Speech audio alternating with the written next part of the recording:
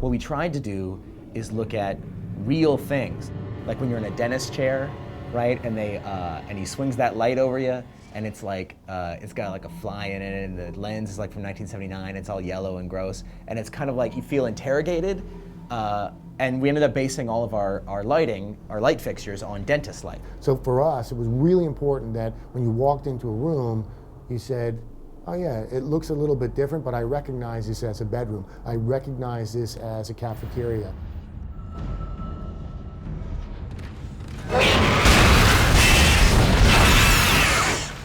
You'd think that it'd be super easy to like make up a spaceship, and in a way it kind of is. But if it's like all fantasy and magic and stuff, people aren't going to believe that this horror stuff is going to happen, and it won't really make them feel scared. It's sort of how we envision the future. You know, it's not going to be the sterile environment. It's really sort of dirty and dank. We wanted it grounded in reality, but we also needed a foundation on which to start the art. And what we chose was Gothic architecture. Now when I say that, people kind of freak out and they start to picture, like I said, like really Gothic, like some 14-year-old drawing on a peachy, right? And he's all emo and you know, and he's all sullen. It's not that at all. You wouldn't even recognize it. It's not a flying church. If you look at the game right now, you might go, where'd you get, where's Gothic, right?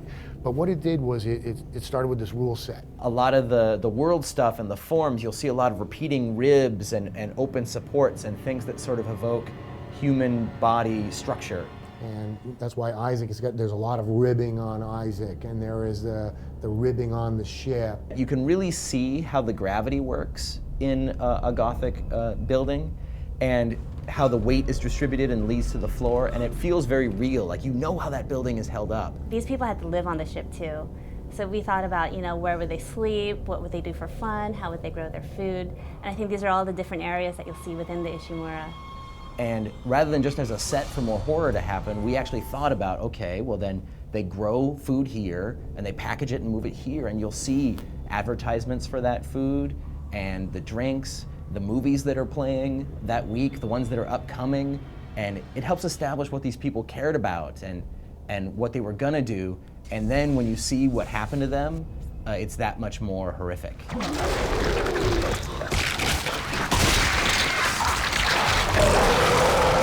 Gore is an important part of Dead Space, and just because it's an important part of horror. I think we tried to hold back a little. We didn't want it to be sort of cheesy gore, where it's just gore for the sake of gore. You know, we wanted to make sure it was motivated by something. So we use the violence and the gore and the explicitness in extreme moments, like when something big has happened, or there's an important thing that we want you to feel at that moment. That's when it gets ratcheted all the way up. You know, there's kind of two different types of gore, I think, in the game, and one is with the enemies.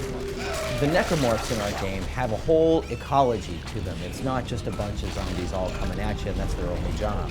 We wanted to make sure that they really came from people on the crew, that you could tell that they were once human and that something sort of mutated them into what they are right now. But the key idea, the moment when everything sort of clicked for us, was when we made them relatable. And I think it's the human part that makes you kind of like feel a little bad about shooting, right? You know that used to be a human. If you look really closely at some of the slashers, right, you can still even make human eye contact with a few of them, or you can recognize what their old uniform was when they were actually just a normal member of the crew, or the more grotesque ones, you could even see sort of how the human body was repurposed and bent and broken to make something. We named these pretty basically because we figured that, again, realistically, I'm on the Ishimura, and you know, what would happen in a war? You wouldn't give them a name. You'd go, watch those slashers, because that's what they do. And then there are the little guys we call the lurkers. My favorite is the lurker. Okay, it's a baby. It sounds, you know, a little bit like what when you do the baby thing, but there's an energy to that when you see that, and in the way they move, and they have this crawl when they come at you that's creepy. They're just creepy. The scariest moment is when you go into the baby lab. You start off and come into this room and it's kind of greenish, and there are babies floating in this, sort of this goo. It's easy, I think, when you're dealing in that kind of subject matter to do something sort of goofy, but oh no, these little buggers mean business. So it was key that we worked on them over and over again until they were creepy and no one was laughing. They were scared. Some of the people on the team are like, you're pushing it, and I'm like, yeah, I'm gonna push it. I can safely say I never imagined I was gonna make a game where you drop kick a baby. Who doesn't want to drop kick a baby?